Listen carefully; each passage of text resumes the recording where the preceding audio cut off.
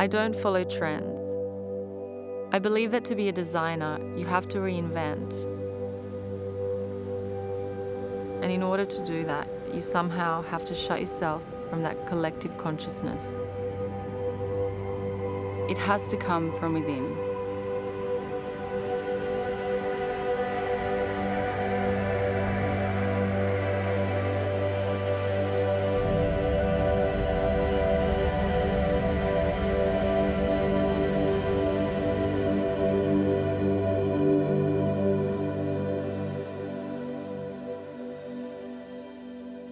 I grew up in Croatia in a town called Dubrovnik.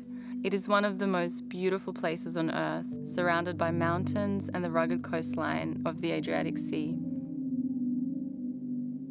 I loved going to the countryside where my grandmother lived. My grandmother would make all these embroidered, knitted and crocheted pieces. Old clothes were never thrown away. She had a way of giving them new life and purpose and transform them into beautiful works of art.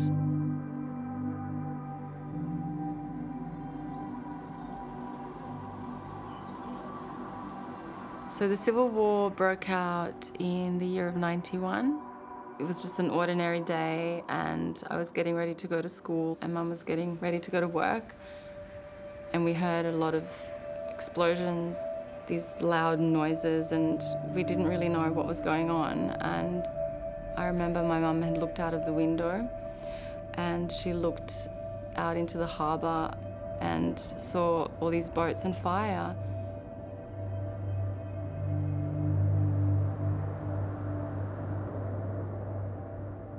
It was very frightening. I couldn't go outside and play with the kids and just have a normal childhood, so it wasn't very nice.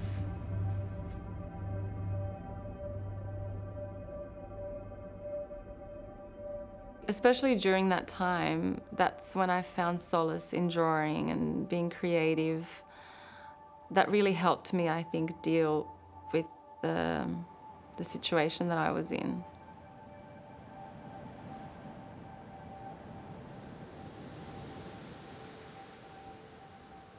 Mum and I moved to Australia in the spring of '93. She was desperate for a better future and a safe environment to raise a child. There was a relaxed feeling. People were friendly, with huge smiles on their faces, not a care in the world. Everything was in complete contrast with Dubrovnik. I remember my first day of school in Australia. I didn't speak a word of English. And because we didn't have much money, Mum thought it made no sense to buy me a uniform. I remember wearing this oversized t-shirt. It was white with fluoro blotches and a drawing of a tequila worm wearing a sombrero. The kids in my school thought it was hysterical, and I had no idea why. I felt I was so different when I just wanted to blend in and be like everybody else. Not long after I completed fashion school, I decided to start my own label. I was fascinated with how clothing could transform people. At that time, I had no experience or knowledge of how to run a business. All I really knew was that I wanted to create and to bring my ideas to life. I designed my first collection for my debut show at Fashion Week in the summer of 2008. There was a moment where I saw everything come to life, and I remember thinking, okay, so I'm doing this. I'm putting myself out there and I'm going to be judged. After showing the collection, I received my first orders, and that's when it all began.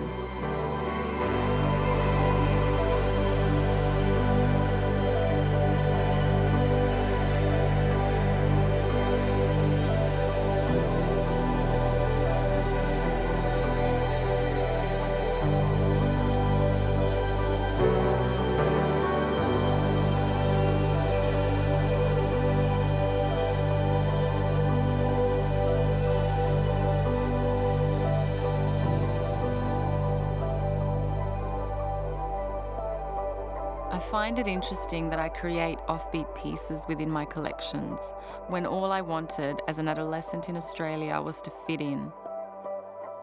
I think that as I developed and grew as a designer, so did my belief that you need to own your style.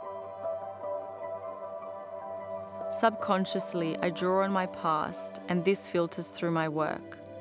I've only recently started realizing this connection between the two.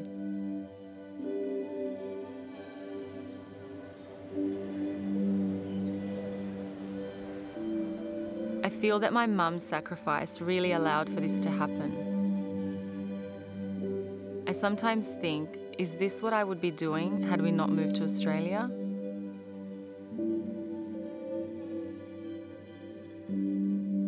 If I can continue creating and doing what I love, then I know I'm in the right place, where I believe I am meant to be. This is happiness to me.